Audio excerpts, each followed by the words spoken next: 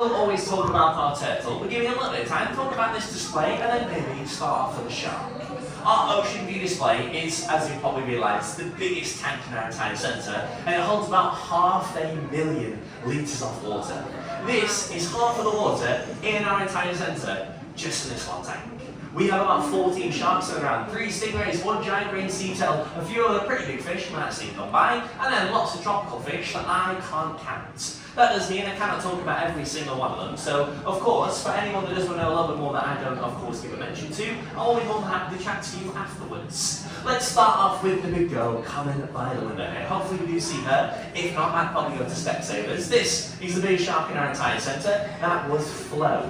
Now Flo does have a boyfriend in here, so if you do see another one chasing her around, that will be Spot. Spot and Flo are tawny nurse sharks. So a cool thing to start off with when talking about them is going to be their name, because that's actually quite original. When it comes to everything else in this display, green sea turtle, black tip reef shark, doesn't need much explaining because we weren't really too creative. We sort of just named that as we saw it. Nurse shark really does have a little bit of originality to it. So here's the disappointing thing, humanity did not write down why we called it a nurse shark, so we actually don't know where that came from. Instead, we do actually have to guess where they got that really cool name. Our best guess is that we usually observe these guys in groups up of 12, usually sitting in a cave, sleeping during the day. And when people saw those sharks living together, they must have assumed that was a gorgeous family, and they nursed their children into adulthood. So they had that strong family structure. So here's the truth. Like all sharks, they are very good parents. Their babies will swim away from them the second that they are born and live in a shallow water, and then when they do eventually get to those cave situations, they're with a bunch of other sharks that are doing the same thing. They're not even related. So, they probably don't actually nurse their children to adulthood. We made that mistake and then gave them that name. The second reason they might be called this though is something that heard out in the ocean, and that shark turned up with the first aid kit and made sure they were alright. Either way though, we really do just have to guess why they are coming to start moving by, and that allows me for a little bit of time, as they do just wake themselves up, to explain why those bubbles turn off in the first place. A really cool fact about our sharks is that they have these sensors on the front of their nose that are actually electroreceptors. The fancy word for them is ampullae of Lorenzini, and all these little Lorenzinis allow them to sense things like heartbeats, muscle twitches, and brain activity. Anytime they feel a little bit of electricity fire from the water, they get to feel it on their nose. And that really does mean that there's a lot of background noise that does go on, and when that background noise sort of goes, that's the calm before the storm, and it's a signal not only for me and you, but for these guys that it is feeding time. Then the first type of feed that you guys are seeing is our scatter feed. You can imagine why it is called a scatter feed, and I think again, lots of little bits of squid and sprag today. There's of course, long bits are going to be the squid, and the sort of small, shorter, shinier fish are going to be our sprag.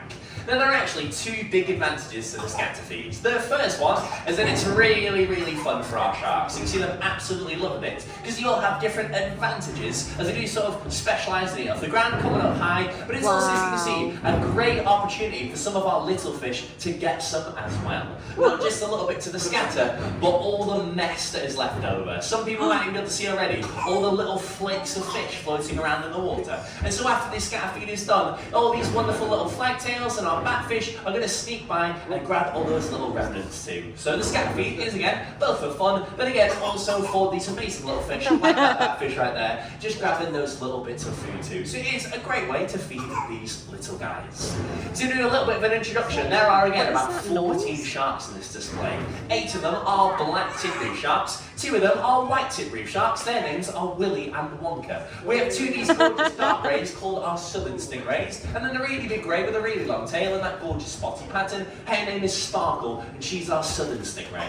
The really 2 big grey sharks you can see probably just in the back there now, again are our tawny nurse sharks, Spot and Flo, and boyfriend and girlfriend. And then these guys right here, these are our zebra sharks. Firstly, I'm aware they're not winning any awards for a name making sense, and then secondly, the big one there, her name is Mystique, and then the other small one is Zulu. We then have the big grey chunky fish Lancelot, the one with the weird white see-through nose that looks like a ray called Lady, and then lastly, our green sea turtle, Phoenix. And again, for anyone that is going to get a better look at this feed, I always encourage you guys to come up on these steps so you can really see what's going on now on the right-hand side here, because we now get into the more direct forms of feeds after the scatter feeds. We obviously want to make sure that our turtle turtle is getting her food, and she absolutely loves mostly green vegetables. On a daily basis, she gets things like lettuce, cabbage, cucumber, broccoli, leeks, and even sprouts on Christmas. A cool thing about that though is that those green vegetables are the reason she gets that gorgeous colour. Everything that she's been eating has actually dyed her fat green underneath her skin. So when you see that gorgeous green belly, that really is just from what she's eating right now. Now you can imagine our turtle doesn't have those fancy sensors. She can't tell, at least with her nose, when those bubbles are going off. So what we use for our turtle to associate with feeding is what we simply just call her target.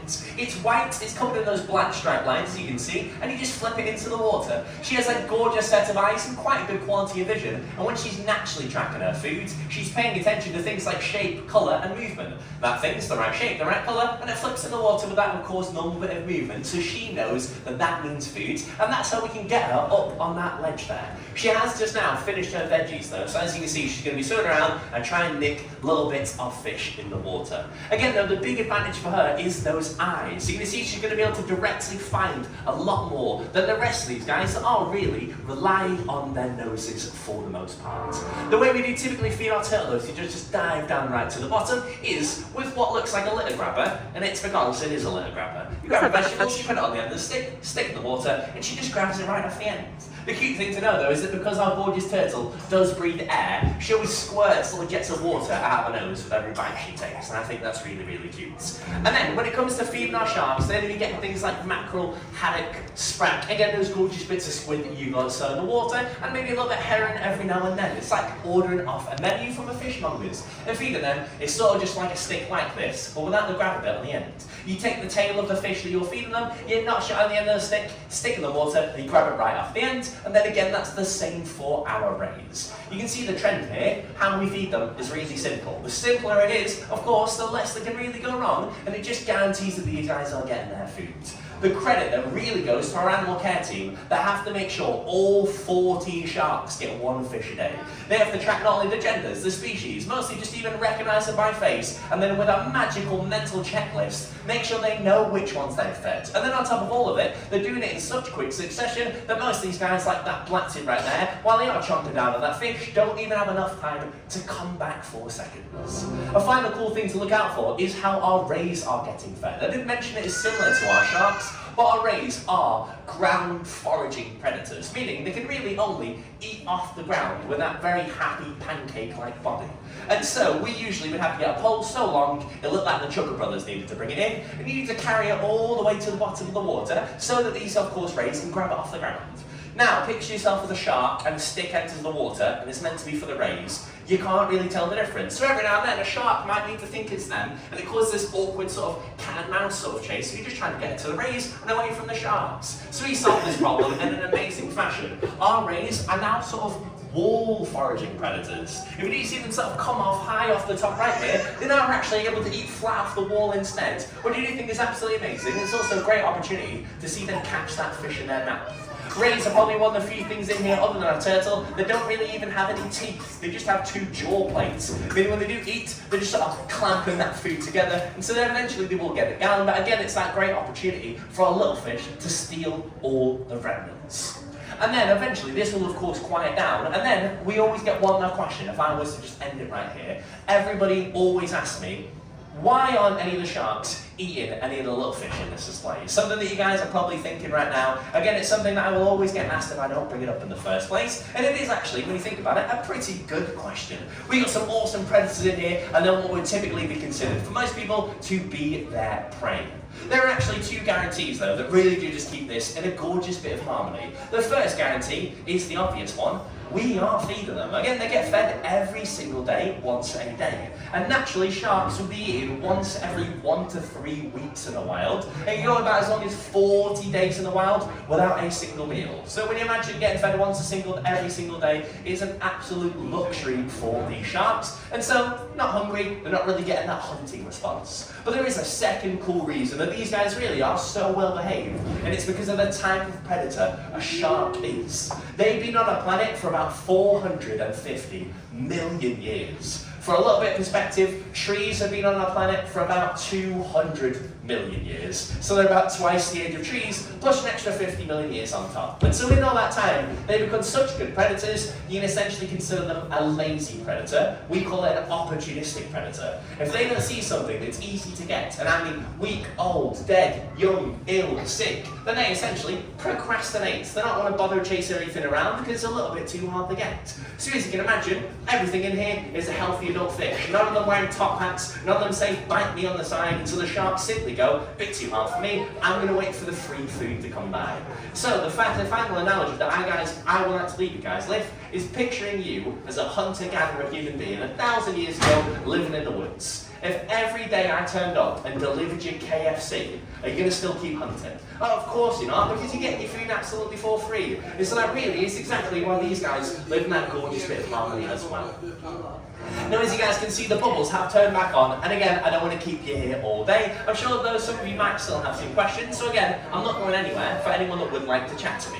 Again, finally, though, the exit will be through the left there, followed by a gift shop, and that's why I always, lastly, like to ask you to give us a review about your experience if you have really enjoyed your day here. Again, a few moments to just let us know how it's been, and if there is any... Stingrays, I know I see them. They also have a tunnel by the looks of it. I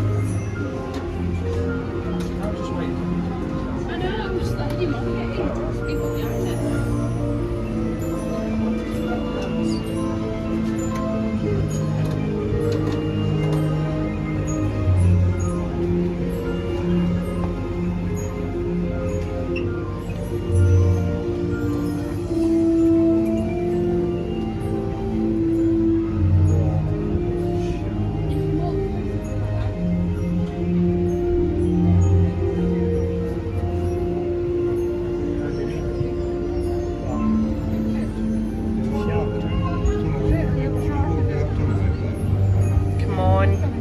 Get to 60 seconds so that I can turn this off.